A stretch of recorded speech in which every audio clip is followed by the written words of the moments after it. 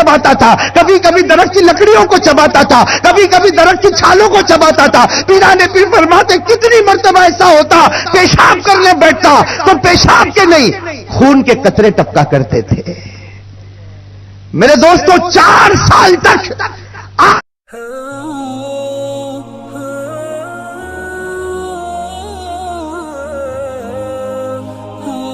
اس لیے کہ میں نے تو اس کو قاعدے کے مطابق اعوذ باللہ من الشیطان الرجیم پڑھایا, اس نے تو سورہ بقرہ سنا دی اور اس نے کہا کہ اس نے تیرے پاس یاد کیا. تو جو 4 سال کی عمر میں بچے کو سورہ بقرہ یاد کرا سکتی وہ بچے کو اور بھی تو کچھ یاد کرا سکتی.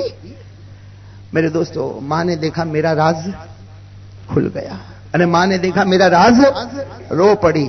روتے روتے کیا کہا میرے دوستو, وہی ماں جو تھوڑی دیر پہلے بچے کا کان کھینچ رہی تھی, وہی ماں نے بچے کے سر پر ہاتھ رکھا اور کہا بیٹا چل میں پڑھاؤں گی, بیٹا چل میں پڑھاؤں گی. میرے دوستو وہ منظر کیسا منظر ہوگا, ماں آگے آگے چل رہی, بیٹا پیچھے پیچھے چل رہا. جب گھر پر پہنچے ماں نے بیٹے کے ہاتھ میں قرآن دے دیا. میرے دوستو اور 6 مہینے گزرے اور پیرانے پیر پورے قرآن کے حافظ ہو گئے. میرے دوستو یہ ہے شیخ عبد القادر. ان کی کون کون سی باتیں میرے دوستو سناؤں, بہت ساری باتیں ہیں بھائی, بہت ساری باتیں ہیں. ایک بات اور بتاتا چلو, اگر آپ اجازت دو تو ایک بات اور بتاتا چلو میرے دوستو. یہ پیرانے پیر شیخ عبد القادر جیلانی رحمت اللہ علیہ 4.5 سال کی عمر میں قرآن کے حافظ ہو گئے. اور لکھا ہے کہ جس گاؤں میں جیلان میں رہتے تھے 8 سال کی عمر میں جتنے علماء تھے تمام سے حدیثوں کو لیا اور زبانی یاد کر لیا. اب پورے جیلان میں 8 سال کے بچے سے بڑھ کر کوئی عالم نہیں تھا. 8 سال کا یہ بچہ پیرانے پیر شیخ عبد القادر جیلانی یہ اتنے زبردست عالم تھے کہ پورے گاؤں میں سب سے زیادہ حدیث کے جاننے والے یہی تھے. کیا ہوا 8 سال کی عمر, کتنی عمر 8 سال کی, اور گھر میں ماں اور بیٹا. ارے گھر میں کہو نا ماں اور بیٹا. ایک دن صبح میں کیا کہا, 8 سال کی عمر تھی, ماں کو کہا ماں ایک بات کہوں برا تو نہیں لگے گا. دیکھو 8 سال کی عمر کیا کہتے ہیں, ماں ایک بات کہوں برا تو نہیں لگے گا. ارے ماں نے گلے لگا لیا کہ بیٹا 8 سال کا بیٹا جو حافظ قرآن اور حدیث کا امام, بھائی حافظ قرآن اور حدیث کا امام. ماں سے کیا کہتا ہے, ماں 8 سال کی عمر, کہتا ماں برا نہیں لگے گا. ماں نے کہا کہہ دے.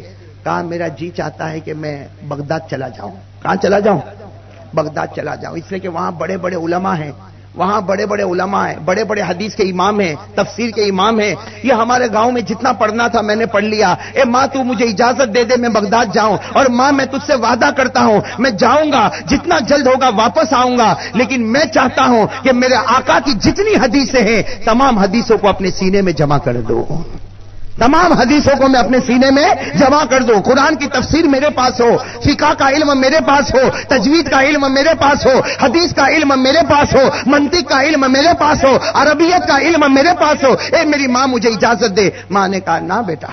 اجازت دی, ارے کہو اجازت دی نہیں. کہا نہ بیٹا میں اکیلی گھر میں, اور تو میرا سہارا میں تیرا سہارا, اور جتنا تجھے پڑھنا تھا تو نے پڑھ لیا, قرآن بھی پڑھ لیا, یہ پورے گاؤں کا سب سے بڑا عالم بن گیا, سب سے بڑا حدیث کا جاننے والا بن گیا. ارے تو چلا جائے گا تو تیری ماں تیرے بغیر کیسے رہے گی, تیری ماں کا تو آسرا ہے. تو چلا جائے گا تو وہ راتیں تیری ماں کیسے گزارے گی, وہ تیری ماں تیرے بغیر کھانا کیسے کھائے گی, وہ تیری ماں کیا کرے گی. بیٹا میری طرف سے کوئی اجازت.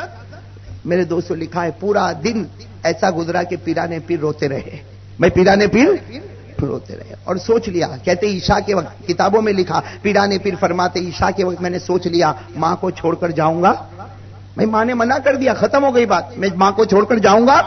لیکن کیا ہوا میرے دوستو, کیا ہوا, آدھی رات کو ماں بیٹے کو اٹھا رہی ہے. عجیب و غریب بات ہے, میرا ماں آدھی رات کو بیٹے کو اٹھا رہی, بیٹا اٹھ, عبد القادر اٹھ, عبد القادر اٹھ. بیٹے نے کہا اماں آدھی رات, ابھی تو فجر کا وقت بھی نہیں, تہجد بھی بعد میں, فجر کا وقت بھی نہیں, آدھی رات کو تو مجھے اٹھاتی. ماں نے کہا نہیں بیٹا اٹھ جا, تیرا سامان تیار کر چکی ہوں, بیٹا اٹھ جا, تیرا سامان اور تیری روٹی تیار کر چکی ہوں. تجھے بغداد جانا ہے, علم حاصل کرنا ہے, علم حاصل کرنا, تجھے میرے نبی کی تمام حدیثوں کو سینے میں جمع کرنا. بیٹا اٹھ جا, وضو کر لے, غسل کر لے, اچھے کپڑے پہن لے, تیرا سامان تیار, اور جو روپیہ پیسہ مجھ سے بنا وہ تیار. اے میرا بیٹا یہ تھام لے اور چلا جا, اللہ تیرے علم میں برکت عطا کرے گا. بس پیرانے پیر تو جلدی سے اٹھے بھائی، آدھی رات کو اٹھے، کہا اماں تجھے کیا ہوا؟ صبح میں تو نے منع کیا، دوپہر میں منع کیا، شام میں منع کیا، رات میں منع کیا، اور میں نے عشاء کے وقت طے کر لیا کہ میں اب نہیں جاؤں گا، میں ماں کی بات پر چلوں گا۔ آدھی رات کو تو نے مجھے اٹھایا اور آدھی رات کو مجھے گھر سے باہر بھیج رہی۔ میرے دوستو، ماں ہوتی کہ نہیں ہوتی ہے؟ جب پیرانے پیر نے یہ کہا اور آنکھوں میں آنسو آ گئے، میرے دوستو پیرانے پیر آج بھی کتابوں میں لکھتے ہیں میری ماں نے میرا سر اپنی گود میں رکھ لیا۔ میرے دوستو، ماں تو ماں ہوتی ہے نا، ماں نے پیرانے پیر کا سر اپنی گود میں رکھا اور کیسا زارو قطار روئی وہ ماں، اور ماں کہنے لگی ارے بیٹا، کوئی ماں اپنے بیٹے کو جدا کرنے کے لیے تیار ہوتی ہے؟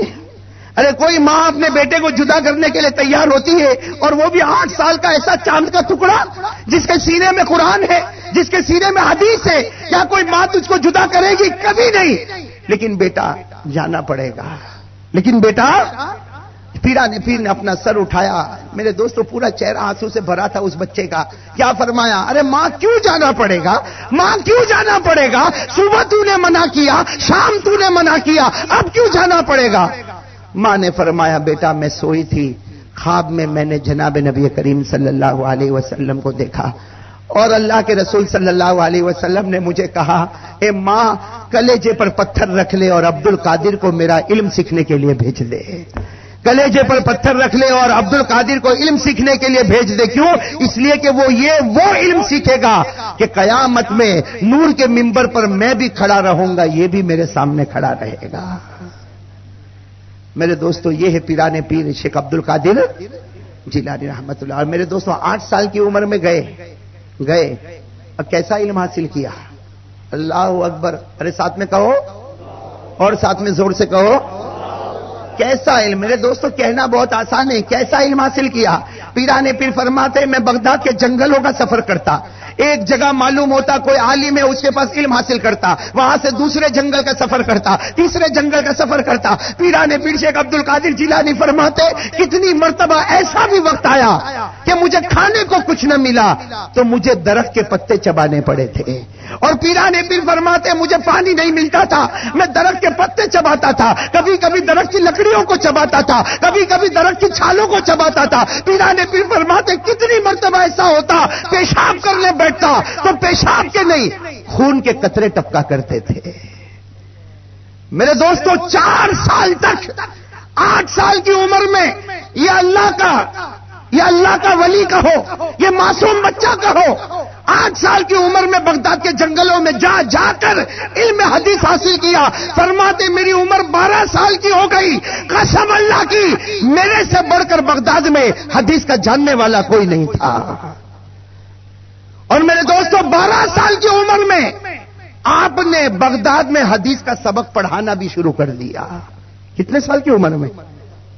12 سال کی عمر میں شیخ عبد القادر جیلانی رحمت اللہ علیہ نے حدیث کا سبق پڑھایا، اور کہتے ہیں کہ حدیث کا سبق پڑھنے کے لیے وہ لوگ آتے تھے جن کی عمر 80 سال کی ہو چکی تھی۔ بتاؤ 12 سال کا لڑکا جب بیٹھتا ہوگا اور مجمع گچا گچ جمع ہوتا تھا۔ اور میرے دوستو آج تو یہ مائک میرے سامنے ہے نا مائک، اور یہ نہ ہو تو میں تو بیان بھی نہ کروں کہ بھائی میری آواز کہاں تک چلاؤں گا، کہاں تک چیخوں گا، ارے ایسا ہوگا کہ نہیں ہوگا؟ پیرانے پیر شیخ عبد القادر جیلانی رحمت اللہ علیہ کے زمانے میں کوئی لاؤڈ سپیکر نہیں تھا، کوئی مائک نہیں تھا، یہ ساؤنڈ کا سسٹم نہیں تھا۔ ارے میرے دوستو میدان میں بیٹھ گئے، ارے بغداد کے کھلے میدان میں پیرانے پیر شیخ عبد القادر جیلانی رحمت اللہ علیہ بیٹھ گئے، اور مجمع بڑھتا گیا۔ میرے دوستو یہ کیا مجمع ہوگا؟